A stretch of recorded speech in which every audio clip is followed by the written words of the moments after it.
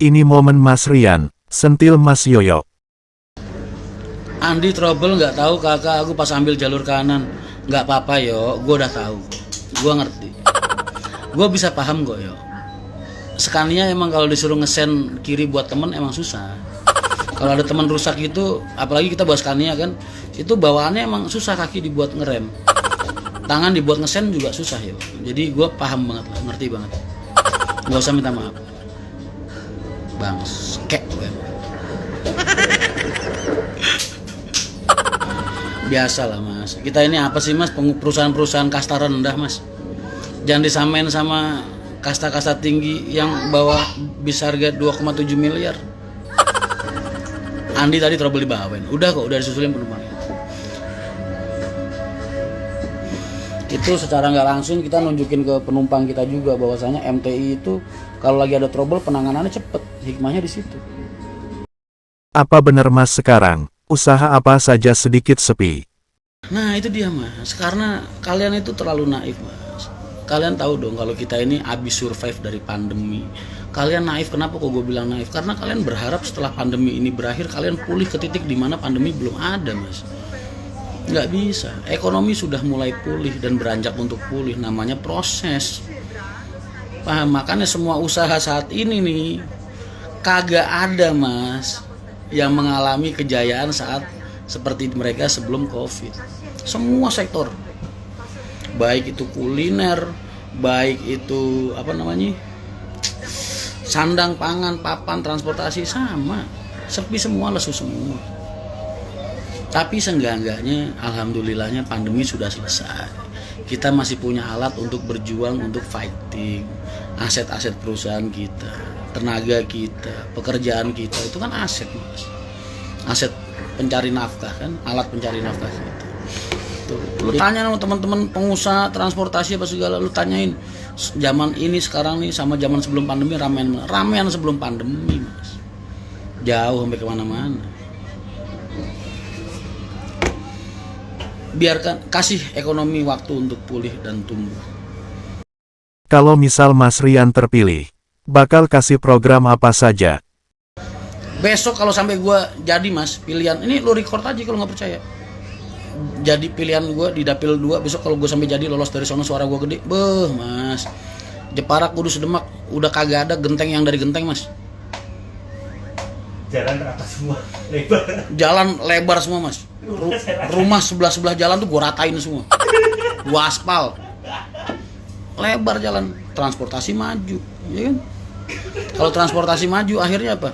Yang dibawa sama transportasi, pertanian, ya kan, perkebunan, perikanan, semua sejahtera mas. Kalau perlu sama-sama diisi.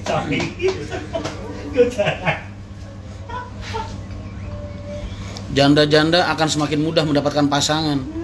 Itu janji pasti. Karena nanti akan ada aplikasi namanya Haloday. Gue bakal bikin aplikasi namanya Haloday kalau gue menang. Jadi itu aplikasi khusus para pria janda di situ. Karena apa? Gue akan mempermudah orang untuk menikah lagi mas. Nggak perlu izin istri pertama, nggak perlu tanda tangan istri pertama, nggak pakai kalau gue jadi. Makanya jangan lupa nyoblosnya Rian Mahendra calegnya. Gue jamin mas, dapil gue semua kagak ada yang makan nasi mas. Steak minimal tiap pagi spaghetti lah, pizza ya kan, malam steak. Dapil gue dapil 2, Jepara, Jepara, Demak, Kudus. Kalau sampai gue menang nih, dapil gue wah sejahtera pasti. Udah kagak ada makan nasi mas. Pagi makannya minimal roti sama susu. Besok kalau calon-calon lain pada store-storan amplop sama lu, ambil duitnya aja, jangan coblos. Sengsara lu 5 tahun. Lu nerima mereka terus lu coblos. Sengsara lu 5 tahun. Mending sama gua kagak ngasih amplopan. Anggap aja itu amplopan dari mereka, amplopan dari gua. Kan sama aja. Coblos gua 5 tahun, hidup lu bahagia sejahtera. Ya enggak? Gua tuh cuman mengajarkan kalian bahwasanya hal-hal semacam itu wajar dilakukan orang-orang yang sedang berkampanye mas. Karena itu udah rumus. 1, janji. 2, mencitrakan diri. 3, penetrasi di lapangan. Itu udah pasti. Jadi gue tuh mengajarkan kalian benernya. Kalian gak usah aneh kalau ngeliat hal-hal kayak gitu, karena itu akan terjadi dan biasa terjadi. Itu hal biasa. Karena kan gue sejak di caleg ini tuh kumpul sama teman-teman. Mereka yang pada ngegunain media itu pas rapat-rapat kadang gue suka dengerin gitu. Jadi ntar ada tahapan-tahapannya. Namanya itu kayak ada 2 tahap. Contoh kayak tim apa ya?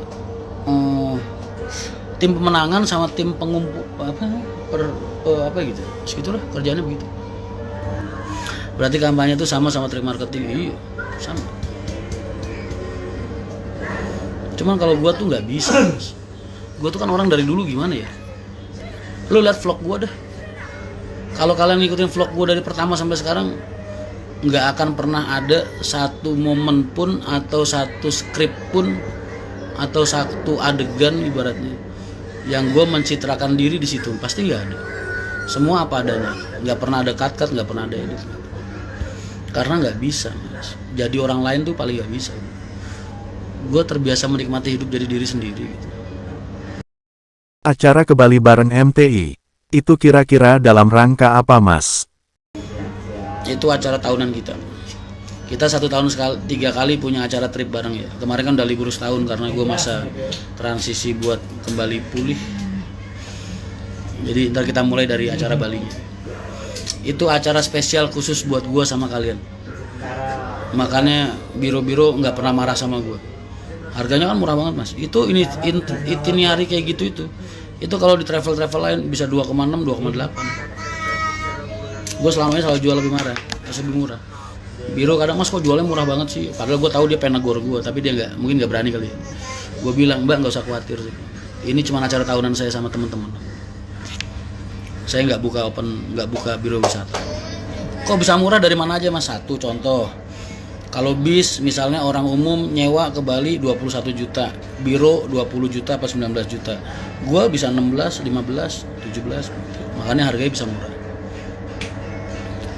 Terus di sono misal kayak makan di mana gitu, orang-orang minimal 25.000, 30.000, gue bisa 20. Hotel misal di sana orang per kamar 450, gue mungkin bisa 350. Ntar dari Tangerangnya HR 1, dari Kudus HR 1, berarti HR-nya 2. Terus bisnya Haji Soleh dari Jawa Tengah 1, sisanya ntar MTI. Itu kalau cukupin, kalau enggak ya nambahin lagi HR. MTI paling ngeluarin 2 atau 4 bis.